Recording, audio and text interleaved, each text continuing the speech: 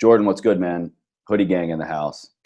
Feeling good, nice and cozy. How are you, man? Everything's good with me. I'm cozy too. It's been rainy and gloomy, overcast here the past couple of days in LA, and so it's perfect. Honestly, I'd be quarantining and chilling anyways. It's just raining out. I don't want to go anywhere. Let me get cozy in a hoodie and curl up and chill. I don't think I've ever heard of LA being rainy and gloomy and overcast. Literally, all I ever see on the news is, and LA is perfect again. I don't even know why they bother having weather people over there. It's just like a-hole weather. All right. Yeah. It reminds me actually when we first moved here a little over a year and a half ago, it's like we brought all the East Coast weather with us. And for the first couple months, it was just miserable. It was cold. It was rainy. They got the most rain in like 3 to 4 months. First 3 to 4 months we were here, they had in like over 10 years. And everyone's like, no, you just got to get through June gloom. I was like, okay, well now is it August or bust or it's July cry? I'm like, how much longer am I going to deal with this, man? But weather aside, how are you holding up? How's Jordan checking in with himself today? How are you holding up, man? I'm fortunately doing very well. I'm doing very well, man. I'm mentally in as good of a place as you can be during all of this, right? I mean, I feel like when all of this started, which we'll call it, I don't know, sort of like at least here in the US about a month ago, like when lockdown started and people started to be like, wow, I can't really leave my house. I think that was about a month ago. It was a huge shock to the system. And it was actually really interesting because whenever I would do Q&As on Instagram or whatever it was, all of the questions would always be fat loss or strength training or whatever it is. And for the first week or two of all this happening, I got next to zero questions about that. Like there were very little questions about fitness or fat loss or nutrition or calories. It was mainly about, what do you think of everything going on right now? Yeah, and lately, I'd say in the last week and a half, it started to shift back, which I think means that we're starting to adapt. And I can feel it myself. Like, it sucks. I would rather be back to where we were prior to this, but I'm starting to adapt in a pretty good routine, a good schedule, being pretty productive. So overall, I'm pretty good, man. Yeah, someone like yourself, that's great to hear, by the way. That's good to hear. Someone like yourself who is, very fitness driven, movement driven, just, feeling good, moving good, driven in terms of who you are as a person and your content and your profession.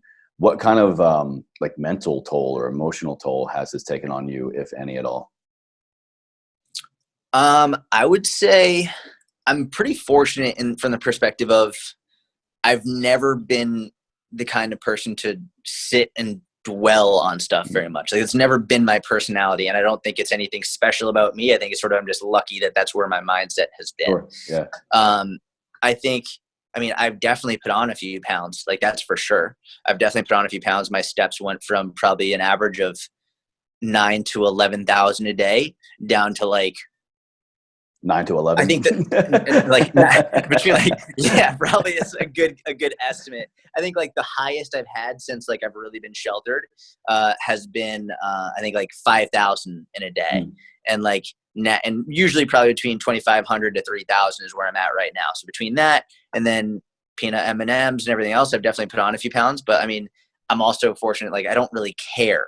So I'm not worried about it. I don't really care. I sort of expected that to happen. Doing 300 push-ups a day just as more of a mental challenge than anything else. I saw you started adding in the bands to those too. So when the body weight runs out, get resistance. Yeah. Which really, by the way, put on a whole new level of soreness for several days. So when I'm doing the bands, I'm only adding them in once every third day now. So a little bit rather than having that every day. But overall, feeling good. Can definitely feel lethargic and everything, but overall, I'd say net positive. Like, I'm feeling okay. Good. Do you think right now people should be keeping their physical activity, their fitness as high of a priority as maybe before going into this? I guess the question is, how can they really come to terms if you did have more of a regular fitness goal or fitness habit? How can you come to terms with just, kind of letting that go and beginning to be okay with maybe you're putting on a little bit of weight or maybe you're letting go of a little bit of muscle? How can you kind of walk somebody through that? It's a really good question. And I think one of the things that I prioritize a lot in any goal, and whether it's everything is perfect and as usual or we're quarantined, is you have to have realistic expectations. Like that has to be from the outset, which is one of the reasons why I always talk about, well, how much weight can you expect to lose in a certain period of time? Or how much can you expect to eat and still lose weight? All that, like, you have to have realistic expectations, or else you're screwed. So for right now, considering everything going on, what we have to do is we have to adjust our expectations. It doesn't mean like that you shouldn't work out or you shouldn't eat well, but it does mean that if your main goal was to deadlift 4 times your body weight and you don't have access to a deadlift bar anymore, then you have to readjust based on the expectations and based on what you have right now. So, or if your main goal was to get shredded, but you're surrounded by all of this food, you're walking way less, you don't have much equipment, you don't have access to as much healthy food as you need on a consistent basis, or maybe ordering it takes longer for it to arrive. Maybe there's just not as much available for you in the grocery stores, whatever it is. Like, you have to adjust your expectations. So it doesn't mean don't focus on your health or don't work out, but it does mean that adjust your goals based on the realistic circumstances we find ourselves in. Absolutely. I agree. Yeah. Quarantine aside, global pandemic aside, taking inventory of where you are in life. What does your day-to-day look like? What does your job look like? What is your family situation, your stress levels? These are all really important factors to be mindful of, regardless of what's going on in the world. Realistic expectations, man, couldn't agree more. 100%. But here's where we're looking for silver linings here. We're gonna focus on the positive and pass on some information for somebody to really begin to be mindful of and get them through these times. Maybe they need this more than somebody else. I'm kind of excited going back to the gym. Who knows? Hopefully, knock on wood, it's not another like 3 months, whatever. There are going to be some newbie gains to be had. There's going to be that kind of resurgence of your body getting used to, oh, okay, like this is what 100 pounds feels like, or this is what repetitive resistance feels like. Can you walk us through, what is maybe a realistic way to build out our transition plan and getting ready for these newbie gains, and really, not going back to deadlifting 400 pounds, because that's probably not the smartest thing right now after months of not deadlifting at all. Yeah. Without question, when you go back, you're going to have lost some strength. You have to remember, strength is a skill, right? So strength is a skill, and the skill that you practice, you'll improve, and the skill that you don't practice, you won't improve. So, right now, I hadn't practiced higher repetition push-ups for a long time before this. I just hadn't practiced it. I would probably rather be bench pressing or overhead pressing or using external load than doing reps of as high push-ups as I possibly can. But now that I'm doing push-ups every single day, the skill of me doing push-ups has rapidly improved. Now I'm doing like easily 50 push-ups in a set, like without really much of an issue whatsoever. When I go back though, and I want to bench press again, or I want to do overhead press, my strength will have decreased because I haven't practiced that skill at all. And what that means is, you, number one, not starting off where you were before, not putting as much weight as you had on the bar before. And also, there's no need to have nearly as much volume at all. Like, there's just no need for it. Yeah, I agree. I think if you try and go in and use as much volume as you possibly can and go back to what you started, you're going to be sore as hell, and you're probably not going to be able to get back in the gym as quickly as you'd like. I'll say what I think is going to happen is people are going to appreciate the gym and working out so much more than they ever have in their life. And I think that it's going to, hopefully, what's going to happen is people are going to miss it so much. They'll appreciate it so much more. They're going to go crazy in the gym. They're going to go super hard. They're going to be wicked sore. Hopefully what they'll do instead is appreciate it, but not overdo it, is appreciate it. And rather than going in and demolish yourself in one session and not be able to come back for a week, go in, get as much of a stimulus as you need, then get out and come back day to day. For most of us, that could be, just like one round of a weighted exercise is going to be really like leaps and bounds from what we're used to. Going from just body weight push-ups, maybe you got a band at home, but man, even just picking up, I'm imagining me, for example, I used to warm up, on a push day, grab like the 45-pound dumbbells and do a couple sets of warm-ups, maybe like 15, 20 reps.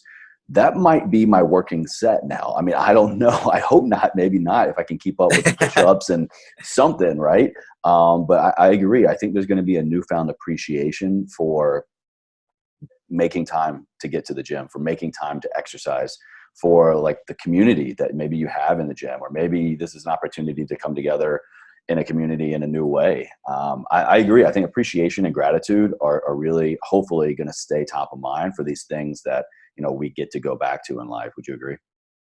Yeah, absolutely. Without question. What are you looking forward to the most besides the gym? Like when you, like, let's say, okay, it's all quarantine is released. Everybody go back into the world. What's the first thing you're going to do, man? Oh man. It's probably something super simple. Just like, it's pretty crazy right now. I was walking, my girlfriend and I are in Boston now, and we were just trying to go on a walk every day. And we ended up walking across this sort of like footbridge, and it's a small little footbridge, and this other person starts coming across while we're going back the other way. And literally there was like a standoff between us. We were just like both, and I wish there was like music playing, like almost like the Curb Your Enthusiasm, like like that. and literally what the group decided was we would both go at the same time, but we would turn around. So it was like we did the butt scoot, so our butts crossed each other. And I would have been fine with just going straight, but the person crossing clearly was not. And I think out of a fear of possibly coughing or whatever it was. So it's just wherever you go, there's always just like this staring, this looking, this feeling, this worrying. I'm excited to be able to cross people on the street without any fear, without any like, do they have it? What's going on? Should they be at home right now? Like, hopefully just a nice walk down the street. I'm with you, man. I'm really looking forward to that. Going back to like, hugging it out. That's kind of my jam now, or at least the way it was. And I'm curious because it's already been a month now and we're definitely building new habits. We're building new little cautions in our day-to-day interactions. Like you were just talking about of when you see another human being, maybe before it was, eye contact, hey, the head nod, or maybe, you high five or whatever. Now it's like, be cool. I'm just wondering, is this transition back really going to be that smooth, or are we laying the foundation, building new habits for like kind of like a new way of interacting with other human beings? Kind of, are we being too tainted right now, or too, what's the word I'm looking for? Are we being, is caution too much of a high priority right now, as it kind of should be, that we're going to not let that habit go? Are we going to go back to high-fiving, hugging, or how long is it going to take to really kind of let that caution slide? I think it'll be interesting to see. I mean, I have no doubt that we will. I think we're very good at adapting. That's just what we do. That's why we're here.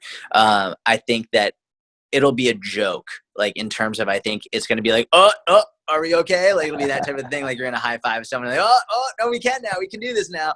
And I think what I'm very interested in is seeing what happens when like our kids, our grandkids have school projects about this.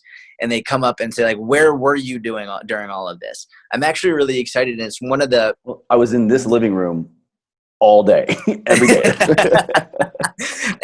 For me, one of the reasons I'm making so much content and trying to make it funny is because I want them to see, I'm like sort of anticipating a 20, 30, 40 year thing down the road. Yeah. And they have a school project like, all right, go to your grandparents' Instagrams and scroll all the way down to these dates and see what they were doing. And they're go to their COVID IGTV series. Yeah, exactly. And so I'm very intrigued to see what the response will be from our future generations. But I don't think it will take long for all of us to go back to what we were doing before. Cool. I don't think it's going to, and part of me says that from the perspective of, even though there aren't that many people outside, there are still people out and you can still see them doing very normal things, right? It's going to get back to normal. There are going to be clearly a great number of people have already died, and there's already a tremendous amount of people who have been affected by it, and it's terrible and awful. From just the human perspective and the population perspective, I don't think it will take longer than a week to go back to normal. Once we're allowed to go back out and everything is open, I don't think it'll take longer than a week to get back to normal. The economy, I think, is a separate issue. I'm not sure how long that will take to recover, but from a behavioral perspective, I don't think it'll take very long. Cool, man. I'm with you. Like always, I mean, the positive outlook, the humor has always been in who you are and your content. So why should that change? Love it, man. Let's keep future thinking, resilience, building, and humor building. And yeah, for the history books later on, let's not show them all the doom and gloom that is definitely there in some areas of the world, but also like look at how resilient the human spirit can be, and how funny we can make things and to allow us to get through them better. 100%. I think it's super important to try and find the humor in things, right? And it's sort of like, it's one of the things I think comedians are the best comedians in the world. They can take the most horrific circumstances and make a group of people laugh about it, which is like, it's no wonder that I think if you look at the population of the best comedians in the world, a lot of them struggle with depression. They struggle with many, many issues. I think a lot of it being they oftentimes have a very dark sense of humor. They can study things. Usually they're very well versed in politics. They're very well versed in history, and they can take things that society has done or has seen in very dark places and make a joke out of it. And I think it takes a very, number one, intelligent person to be able to do that. A good person, very good at critical analysis, but also someone with the awareness to say, listen, we learn from everything we do, hopefully, and from everything that happens to us. And just looking at this from a realistic perspective, are we actually, like, how can we improve from this? How are we going to get better? And just thinking about how terrible it is isn't going to do anything. Making people smile, making people laugh, bringing joy to people's lives is really, I think, one of the first steps forward that we need to do in order to start getting over this. Perfect, man. Well said. I think that's a perfect way to wrap things up. It's been great having you on here. Thank you for contributing and giving a little bit of humor to everybody. Definitely could use more of it, man. Of course, man. Thank you for having me. I appreciate it. All right, cool. That's a wrap for Jordan Syatt. We're going to move on to the next speaker. Thanks, guys.